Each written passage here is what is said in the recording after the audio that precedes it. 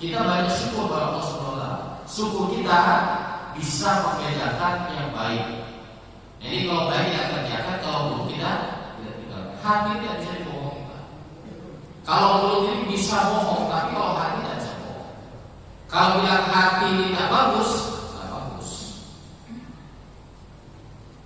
Kadang-kadang, ya, kadang-kadang perbuatan kita bertentangan dengan hati kita. Hati bilang jangan, tapi perbuatan kita tetap melakukan. Makanya hati itu adalah sebagai pembeda antara yang diharapkan dan yang dihalalkan Allah Subhanahu wa taala. Hadirin yang dimuliakan Allah Subhanahu wa taala. Jadi kita sempurna dari ibadah kepada Allah Subhanahu wa taala. Jadi kita diberikan umur panjang, sehat walafiat, kesehatan kita banyak digunakan untuk ibadah. Jadi termasuk amalan-amalan yang saya kasihkan Allah Bapak, saya kasihkan yang saya sampaikan dia apa.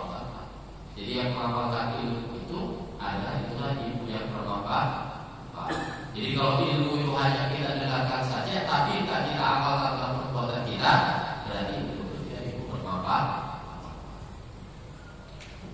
Hadirin yang dimuliakan Allah Subhanahu wa taala. Wa batalahu fasabar. Dan apabila kau dicoba, diberikan cobaan, ujian oleh Allah Subhanahu wa taala, fasabar, maka sabarlah. Jadi ujian itu kan banyak. Ada orang itu diberikan ujian oleh Allah Subhanahu wa taala. Kalau orang ahli ibadah, Pak, diberikan ujian, diberikan sakit, diberikan miskin, itu ujian oleh Allah. Tapi kalau orang yang ahli maksiat diberikan ujian oleh Allah Subhanahu wa taala, diberikan cobaan, itu adalah peringatan. Jadi kalau orang ahli maksiat kena penyakit, kena bala, kena musibah, itu bisa jadi tebusan dosa. Yang kedua itu adalah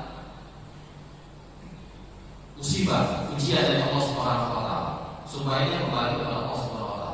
Jadi Allah itu kasihkan kita ujian supaya kita tidak melihat bentuk ujian itu, tapi kita melihat yang memberikan ujian itu supaya kita kembali kepada Allah Subhanahu wa taala.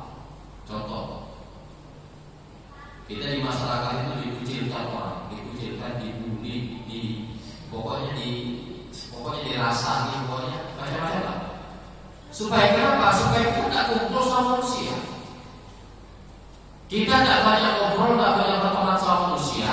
Kita disuruh oleh Allah Subhanahu wa taala untuk banyak ibadah kepada Allah